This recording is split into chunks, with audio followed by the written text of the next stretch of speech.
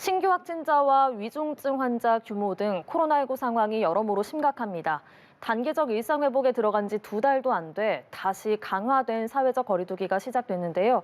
언제쯤이면 현재 확산세를 꺾을 수 있을지 김경우 인제대 백병원 가정의학과 교수와 관련 이야기 나눠보겠습니다. 어서 오세요. 네, 안녕하세요. 네, 오늘 신규 확진자는 6천 명대 추가가 됐는데 이게 주말 영향으로 감소한 것으로 보이고요. 다만 위중증 환자가 1,025명으로 또 역대 최다치를 경신했습니다. 현재 상황 어떻게 보고 계십니까? 네, 일단 그 신규 확진자 수, 특히 이제 주간 신규 확진자 수를 봤을 때는 아마 2주 전에 비해서 증가 속도가 조금 좀 둔화된 것 같긴 한 것 같습니다. 그러니까 네. 지난주에 비해서 이번 주는 아마 한 9% 정도, 네, 2주 전에는 38% 가까이 급증하던 게 약간 속도가 줄긴 했는데 이 효과가 계속 지속돼서 아마 이번 주 중에 조금 신규 확진자 수 자체가 정점을 찍고 이제 내려가기를 좀 희망하고 있는데 네. 아마 전 국민들께서 잘 참여해 주셔서 잘하면 이번 주 내로 신규 확진자 수 자체는 좀 감소세로 들어갈 것을 좀 기대해 볼 수가 있을 것 같은데 네. 문제는 이제 말씀하신 것처럼 위중증 환자 수는 계속 증가하고 있고 특히 이제 주간 사망자 수 같은 경우에도 2주 전에는 401분인데 아마 이번 주는 519분, 한 30% 가까이 네. 사망자 수는 계속 증가할 가능성이 많겠습니다. 그래서 네. 신규 확진자 수가 어느 정도 증가 폭증한 다음에 그다음에 한 1, 2주 정도의 시차를 두고 중증 환자나 환자 수가 해일처럼 이렇게 발생하는 양상을 보이고 있기 때문에 네. 아마 신규 확진자 수가 좀 감소한다고 해도 아마 당분간 중증 환자와 또 사망자 수는 계속 증가세를 나타낼 가능성이 많겠고 네. 이렇게 병원 입원이 필요한 환자 수가 증가하게 되면 코로나19 환자분도 진료받기가 어렵고 코로나19가 아닌 환자분들도 좀 진료받기 어려운 그런 의료 체계 악화 상태는 조금 당분간 지속될 것 같고요.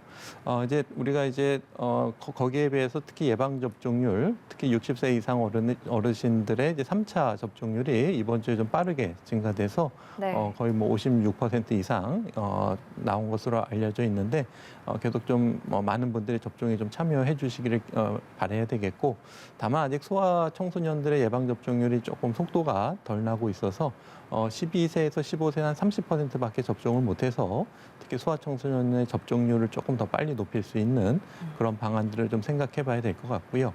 이제 가장 큰 변수는 이제 오미크론이 지금 델타 유행에서 어떤 역할을 할 것인가가 가장 좀 긴장되는 부분인데 네. 현재 방역 수칙을 잘 유지하시면서 오미크론 관리를 잘 해서 오미크론의 확산을 좀 막는 노력도 같이 이루어지는 것이 필요할 것 같습니다. 네, 알겠습니다. 이렇게 전반적인 진단 내려주셨는데요. 이게 어제부터 강화된 사회적 거리두기가 시작이 됐잖아요. 이게 효과가 언제쯤이면 그러면 나타날 수 있을까요? 네, 이제 신규 확진자 수 감소 자체는 물론 겨울철이라는 좀 조건이라든지 또 겨울철에는 아무래도 실내 밀폐된 환경에 계시기 때문에 바이러스 농도가 우리가 환기가 될 때 가을 때보다는 3배 이상 증가하기 때문에 네.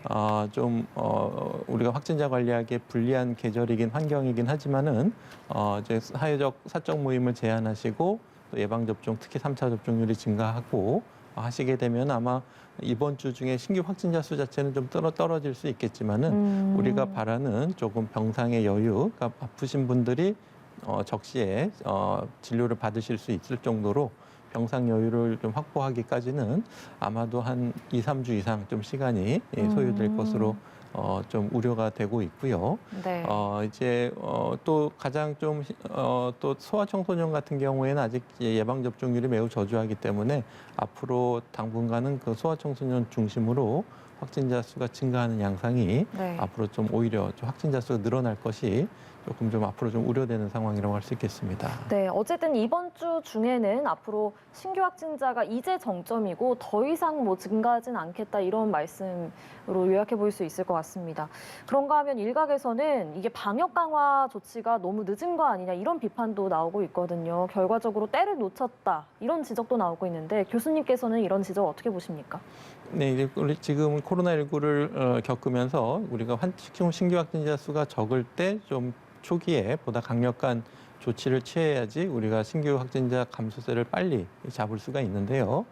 좀 늦어지게 되면 지금 방역 지표, 특히 방역 막내 관리 비율, 그러니까 역학조사를 통해서 접촉자를 찾아서 격리를 통해서 추가적인 전파가 일어나지 않게 하는 그런 전략들이 굉장히 중요한데 네. 확진자 수가 너무 늘어난 상태에서 조절하기에는 지금 방역망내 관리 분율이 20%에 머물고 있기 때문에 네. 우리가 초기 한 10월 셋째 주만 해도 신규 확진자 수가 1,300명대에 방역망내 관리 비율이 40% 가까이 잘 되던 때와는 굉장히 좀 차이가 많고 확진자 관리하기 좀 어려운 측면이 있겠고요. 그만큼 우리가 조기에 좀 방역 조치를 하는 것이 중요하겠고 또 우리가 사회적 거리두기를 이런 조치를 했을 때 신규 확진자 수 감소나 중증 환자 감소 효과가 나타나기까지는 어느 정도 1, 2주 이상의 시차가 걸리기 때문에 네. 지금 열심히 한다고 해도 조금 어느 정도 시간이 걸릴 수가 있어서 우리가 조기에 하는 것이 매우 중요하겠고 우리가 그만큼 시간이 늦어진 만큼 코로나19에 감염되시는 분들 또 중증이나 사망하시는 분들이 누적돼서 발생할 수가 있기 때문에 네. 좀 조기에 조금 경고 신호가 있을 때 좀 더 초기에 적극적으로 하는 노력들이 매우 중요하다고 할 수 있겠습니다. 네, 알겠습니다. 저희가 위중증 환자 얘기를 조금 더 구체적으로 더 들어가 보면요. 정부가 원래 현 의료 체계에서 감당할 수 있는 위중증 환자가 500명 선으로 봤었는데 지금 1,000명을 넘긴 상황이잖아요. 이 정도면은 의료 역량이 뭐 한계치에 다다랐다고 해도 이건 다다른 것도 아니고 이거 훌쩍 넘긴 거 아닙니까? 어떻게 보십니까?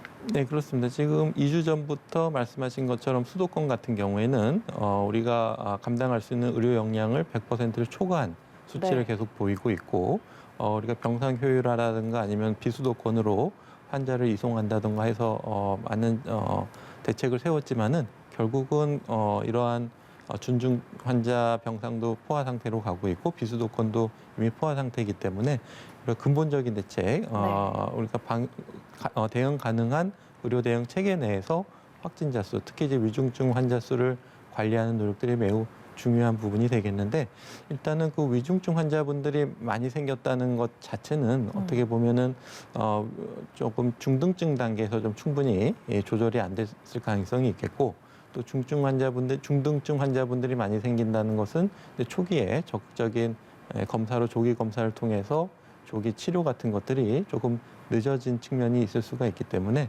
우리가 고위험군 같은 경우에 우리가 좀 빨리 찾아내서 조기에 우리가 알려지고 있는 것이 비록 아직은 경구 항바이러스제가 들어오지는 않았지만은 주사로 쓴 항체 치료제가 중증으로 이완되는 확률을 초기에 사용했을 때 효과가 있다고 알려져 있기 네. 때문에 보다 조금 적극적으로 사용하는 것이 필요한데 네. 지금 60세 이상 어르신들 확진자 수가 증가하는 것에 비해서 항체 치료제 사용량이 증가세가 조금 미미하고 60대 어르신 확진자 수에 비해서 항체 치료제 처방 건수가 한 20%에 미치지 못하고 있기 때문에 좀 충분히 좀 처방이 안 되고 있다라고 좀 봐야 될 것 같아서 위중증 환자를 줄이기 위해선 전체 확진자 규모를 좀 줄여야 되겠고 네. 지금 하고 있는 것처럼 60세 어르신들의 3차 접종도 적극적으로 빨리 해야 되겠고 또 항체 치료제 같은 것도 적극적으로 사용하는 노력들이 다 함께 이루어지는 것이면 필요하겠습니다. 네, 알겠습니다.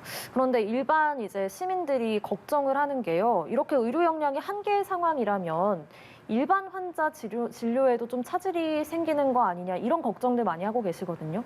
이 부분에 대해서는 어떤 말씀 주시겠습니까? 네, 이미 뭐 차질이 많이 생기고 있고 특히 이제 전공의 분들이라든지 많은 보건의료 노조 간호사분들께서 지금 한계 상황인 것을 계속 얘기를 했고 일단은 코로나19 환자분들이 지금 제대로 진료를 받지 못하는 것도 잘 알려져 있지만 그로 인해서 이제 코로나19가 의심되는 환자분들이 급성 악화되는 증상으로 응급실을 방문하셨을 때 네. 격리병상이 필요한데 격리병상이 이제 부족한 상태고 코로나19인지 아닌지 모르지만은 그런 격리병상에서 진료를 받으셔야 되는 분들이 제때 진료를 받지 못하시는 경우가 있겠고 또 코로나19가 아닌 일반적으로 중증 외상이라든가 아니면은 뭐 뇌졸중 심혈관 질환, 뭐 폐혈 심한 감염증 이런 중증 환자분들이 또 중환자 병상에서 치료를 받으셔야 되는데 지금 중환자 병상이 이제 코로나19 환자분들에 의해서 좀 많이 줄어들고 있기 때문에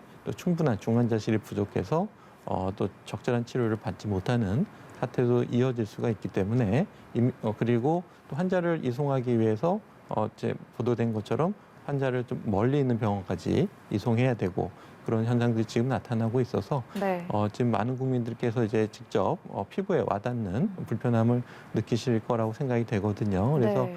지금 코로나19 환자 수를 줄이지 않게 되면은 결국 국민 전체가 이제 아파도 제때 치료받지 못하는 그런 상황이 더 악화될 가능성이 매우 높을 것으로 생각이 되는데 특히 이제 겨울철에 특히 이제 뭐 낙상을 통해서 이제 큰 골절이 있어서 급한 수술이 필요하시다든지 네네. 또 폐렴이 와서 또 치료를 받으셔야 되는 부분들이 증가하실 수가 있는데 큰 진료 차질에 문제가 생길 가능성이 매우 높아지고 있는 상황입니다. 네. 그래서 정부가 또 가만히 있지는 않고 있죠. 행정명령 등을 통해서 병상을 마련하겠다 이런 해법을 내놓긴 했는데 또 현장에서는 근본적인 대책이 될 수 없다는 지적의 목소리도 있고요. 결국에는 전체 확진자 규모를 서둘러 줄이는 게 제일 근본적인 대안이 될 수 있겠네요.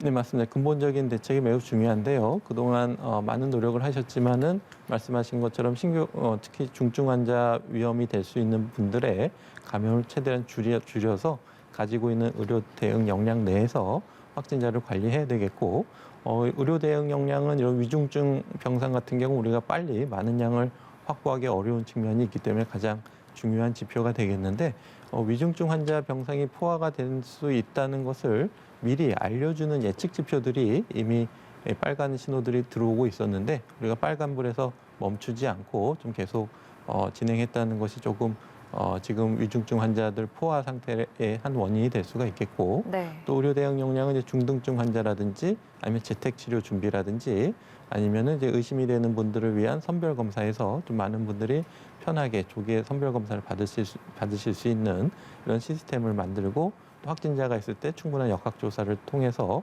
확진자를 관리할 수 있는 이런 모든 의료 역량이 지금 초과 상태이기 때문에 네. 일단 확진자를 줄이고 그리고 다시 시스템을 정비하고 다시 또 한 걸음 나갈 수 있는 이런 전략이 필요한 시기라고 할 수 있겠습니다. 네, 또 결국 거리두기 또 3차 접종 이런 게 효과가 나타나기까지는 좀 시간이 걸리니까 위중증 환자가 느는 거는 좀 막기가 어려워 보여요, 당분간은. 그러면 위중증 환자를 좀 잘 관리하는 데 있어서 교수님께서 앞서 뭐 치료제 말씀도 잠깐 해주셨지만 치료제 외에 또 어떤 방안들이 있을까요?